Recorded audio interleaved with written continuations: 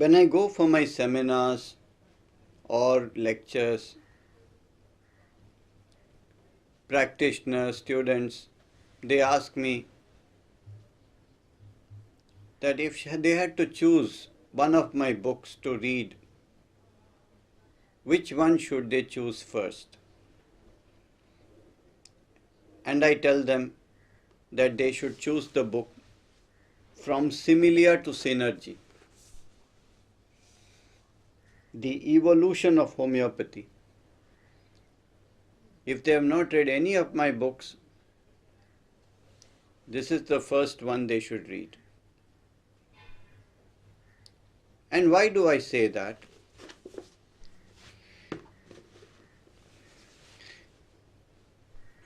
The idea is, you see, when I was a young practitioner, I had as a patient a motor mechanic. His name was Ibrahim Bhai. And he was also an amateur homeopath. And once he just was talking to me casually, and he showed me a book on motor mechanics. And there was a kind of quotation there. He says, "Don't be a slave mechanic, be a master mechanic." And he explained to me that if you want to master something, and not to be a slave, not to be an imitator, not to be a copy of somebody else or some system, then what you need to read or understand from the other person, from the teacher or from the author, is not how to do it, but you need to understand the source from where the author derived his inspiration. How did he evolve? How did he come about to the conclusions which he has come to? What was his story? What was his way of looking? What was his development? Where did he start? And if you follow that from the beginning to where he is now or where he left off, then you are not a slave anymore. Then you have the tools to master it.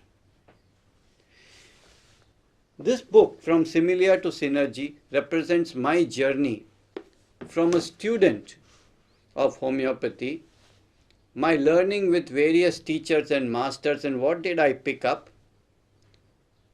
to the development of my own thoughts and my own methodology, step by step by step by step, till where it is right now, at the level of synergy. So I start with Similia, the law of Similia of Hahnemann, which is where a journey of a homeopath begins. What does a law of Similia mean? Does it simply mean giving a remedy? Not at all. It means understanding the concept of it. You know, when the Buddha was alive, a woman came to him with a dead body of her child. And she said, "Bring my child back to life." And she wouldn't go.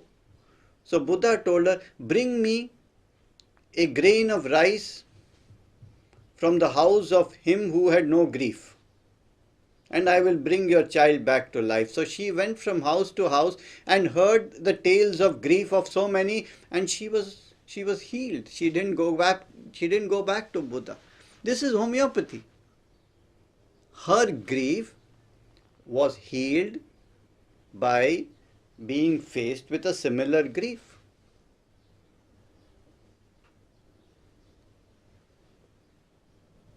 It's just a story, but we have to understand what is the law of similars and where it works in life. And then we understand it, how to use that in a medical system. And then comes the idea of case taking, the idea of holism and individualism, the idea of peculiarity, of peculiar symptom, peculiar modality. I've written about a case of a young man I saw 35 years ago. And he had come with myoclonic jerks. Every time he would lift something, his hand would jerk and it would fall off his hand. And he had been to neurologists and they said nothing can be done. How do we help him? I had to ask him, when does that happen? And he says it happens in the morning, but only on the days when he wakes up a little bit earlier than his usual time. Or it happens if he sleeps a little bit later than his usual time. And then I understood that these are the moments when he is half sleepy. And there was a modality in nitric acid, aggravation when half asleep. And nitric acid, it cured him.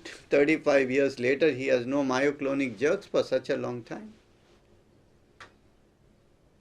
So to understand that peculiar, this is the first and fundamental step for the homeopath. This is what I learned from Phatak and I learned from my other teachers. Then the idea of using a repertory. And then the idea of understanding the mind state. And from the mind state, the idea of central disturbance. That first comes the central disturbance, the psycho, neuro, endocrine, immune system axis. That's what we call general symptoms. The mind symptoms, the nerve symptoms, the immune system symptoms, and the endocrine symptoms. The menstrual symptoms, the sexual symptoms, the dreams, the cravings, the aversions, the modalities. This is the generalities. This comes first. And then comes the expression of this in the various organ systems, because the disease of the organ systems is really nothing but the disturbance of either the mind, the nerves, the immunity, or the endocrine system. Rheumatoid arthritis is not a problem of the joints, it's a problem of your immune system fighting with itself. Autoimmunity. And that autoimmunity is a part of a state in which the mind is involved too. Understanding the concepts of homeopathy clearly is the first and most important step to be a homeopath. Why do we talk about holism and individualism? Why is the whole more important than the parts or precedes the parts? How do we use this in practice? Why do we give importance to mind and generalities more than the particulars?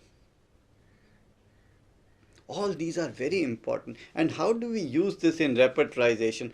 How do we understand the mind state, which Hahnemann says is the most important window to the remedy? Is mind state just symptoms? Anger from contradiction, loquacity, is this mind state? Or is it a pattern of emotions and expressions that represent something deeper, a perception? That is what we call delusion. That was the next step in evolution. Does delusion represent the deepest level? The next step in evolution was sensation, the experience. And then comes the kingdoms and the miasms. Are remedies simply isolated entities? Does pulsatilla mean nothing but pulsatilla? Does it have no connection with ranunculaceae as a family, with Staphysagra, with aconite, with ranunculus bulbosus? Surely not. There must be commonality, and we found it out. It's beautiful. Then the miasms, because each remedy of a family expresses in a different way. What's the difference? The difference is in the depth and the degree of desperation. Pulsatilla is in a state which can accept things. It lives with the acceptance. Staphysagra has to control it, control of his anger. In aconite, the same thing is expressed in an acute way, in panic. Different pace, different speed, different depth. that represents the miasm. So there was a whole chart of kingdoms, sensations and miasms that can help us, along with the symptomatology. How to use all this together, that is synergy. What are the techniques of case taking? What are the concepts of potency? How do we follow up? All this was the subject of a whole series of my talks, which was called Wednesdays with Rajan, which was watched by people in more than 40 countries. I put the whole thing together and it's beautifully edited by a very, very dear friend and colleague, Laurie Dack. And that comes out, the conceptual form of that whole story is in the book Similia to Synergy. And it gives you a complete bird's eye view of my whole evolution and development in homeopathy. And each chapter contains hints in practice. Nothing is theoretical there. It's filled with cases illustrating each idea and each step of evolution. So, through this book, you can follow my journey right from the beginning. In fact, much before me, from Hahnemann, the whole evolution till where it is right now at the idea of synergy. And I think this foundation, this fundamental basis, which brings the best of the conventional and the contemporary methodologies together, should be the first book of mine that you should read.